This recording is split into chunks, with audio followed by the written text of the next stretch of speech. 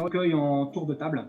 Je fais venir quelqu'un dans les restitutions pour quelqu'un de l'entreprise, soit un manager de niveau 1, de niveau 2, de niveau 3, les RH, le responsable de formation. Ils viennent recueillir eux-mêmes des impressions. La meilleure évaluation, c'est que les entreprises vous recontactent pour faire un autre groupe. Ça, on est obligé.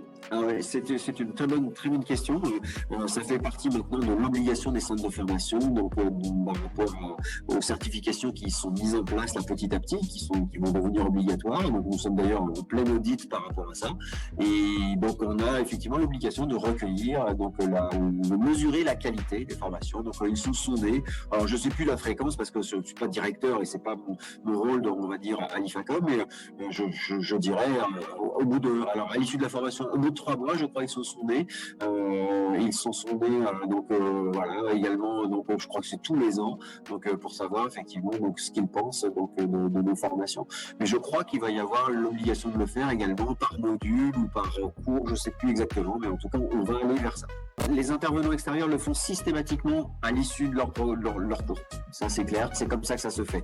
Nous, dans notre programme, je suis pas sûr que ce soit obligé après chaque matière, on va dire. On considère le programme dans son ensemble et on fait, on va dire, un bilan à la fin.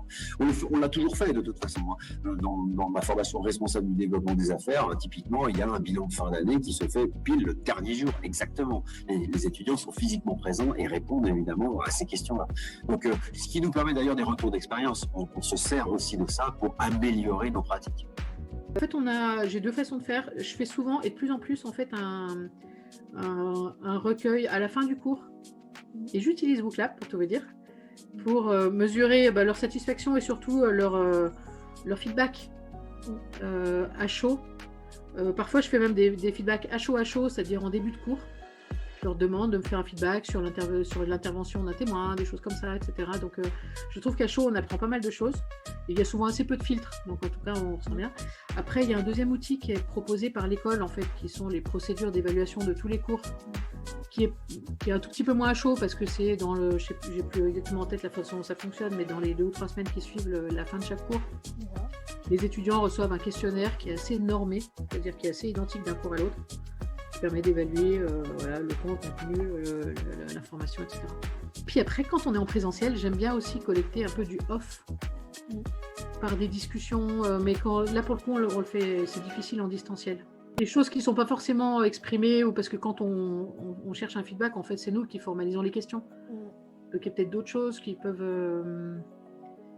j'ai quelques pépites, quelques exemples en tête de choses qui me sont venues complètement en off, en fait.